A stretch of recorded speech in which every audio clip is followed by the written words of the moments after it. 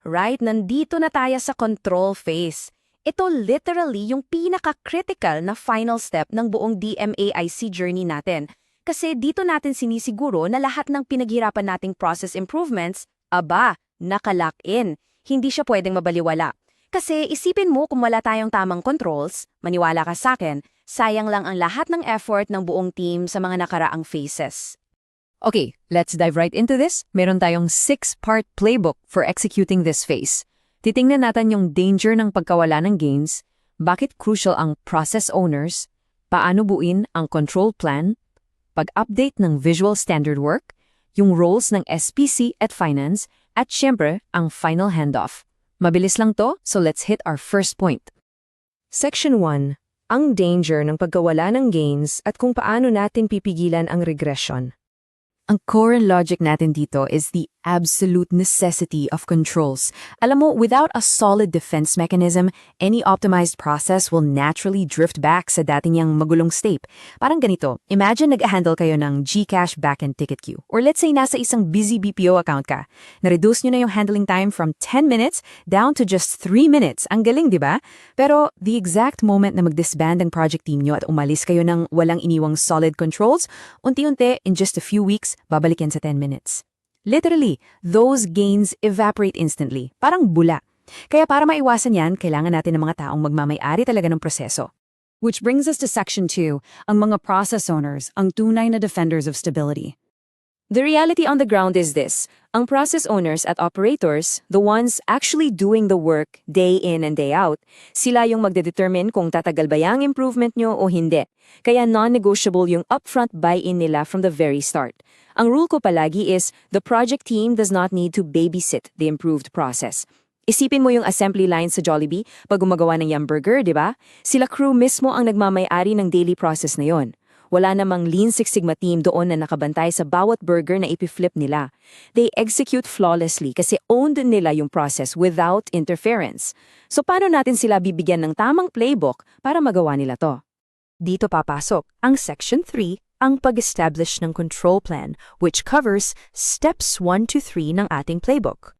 Listen, ang control plan ay hindi para sa mga master black belt, okay? Specifically designed ito para sa mga process owners and operators. It tells them exactly 3 things. Kailan iiwanan yung process as is, kailan kailangan mag-take action kasi may nag-iibang numbers, at exactly anong action ang gagawin kapag nagka-problema. Gusto natin na pag humap sila sa trabaho araw-araw, alam nilang gagawin without second-guessing. Walang hulaan. So here is the sequence para dyan. Step 1, develop the actual control plan. Step 2, update standard work and procedures, and Step 3, implement changes and training plans. Now, a quick modernization tip. Para mas mabilis at hindi magulo ang deployment, gamitin nyo ang Microsoft Planner. Imbes na puro manual emails na natatabunan lang, sa Planner mo i-assign yung tasks for the rollout. Doon mo rin i-manage yung communication and training. Makikita mo agad, visually, kung sino sa mga operators ang fully trained and ready to go. Moving on to Section 4, updating standard visual work. Dito natin gagawing visually enticing ang mga procedures. When we do Step 2, please, iwasan natin ang puro text. We absolutely must avoid large chunks of text. Kung puro salita lang ang nasa Standard Operating Procedure o SOP nyo, nobody on the production floor is actually gonna read that. Can you imagine trying to assemble a chair na walang diagrams at puro paragraph format na instructions? Nakakabaliw yun, di ba? Ganyan din ang pakiramdam ng operator sa isang magulong SOP. Keep it visual. Gamitin yung Microsoft Word or SharePoint to host these documents. Madali lang mag-insert ng simple ASCII flows doon, infographics, or even embed short video snippets. Remember, clarity equals compliance. The more visual it is, the better. Okay, Section 5, SPC, Capability, and Finance. These cover Steps 4 to 6. Dito na tayo sa monitoring and validation data. Step 4 is implementing SPC control charts to monitor stability. Step 5 is determining the improved process capability. Umaabot ba talaga tayo sa target customer specs natin? And Step 6, which is absolutely crucial, validate the actual financial impact. Dito, ang finance department mismo ang kailangan magbigay ng official sign-off na yes, na-achieve nga natin yung projected financial savings or revenue goals. Hindi pwedeng project manager lang ang mag-claim nito. Kailangan official from finance. Let's look at this chart. This beautifully illustrates step 5. Tinitingnan natin yung pre-project baseline versus the improved post-project performance. Makikita mo agad yung massive shift sa sigma level at yung reduction ng defects doon sa bagong process natin.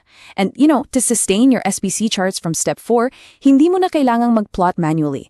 Connect your process data directly into Power BI. That way, automatic nag-update yung SPC charts mo. Mag-a-alert na lang instantly ang dashboard kapag nag-drift out of control yung process kaya makakapag-react agad. And finally, Section 6, the final project handoff. Ito na yung Step 7, project completion. Dito formally magsa-sign off ang project champion at ipapasa nyo na ang baton entirely sa process owner. Once that formal transfer happens, then and only then can you celebrate mission accomplished. Pero, and this is a big pero, may isa akong laging pinapaalala sa mga teams. It's what I call the control phase paradox. Technically speaking, building the tools makes this the easiest of the 5 DMAIC phases. Madaling mag-set up ng Excel control plan o dashboard. But organizationally, it is the most difficult kasi we're talking about behavior change. Ang hirap siguraduhin na yung taong magmamana ng trabaho mo ay may sapat na resources and drive para i-sustain yung bagong behavior na yon every single day. So, as we wrap up this explainer, gusto kong iwan sa inyo ang thought na to. Your team leaves tomorrow. How will you guarantee your project's gains won't evaporate? Tandaan nyo, hindi nasusukat ang success ng Lean Six Sigma sa araw na natapos ang project nyo. Nasusukat yan months later sa kamay ng mismong process owners. Make sure your controls are unbreakable.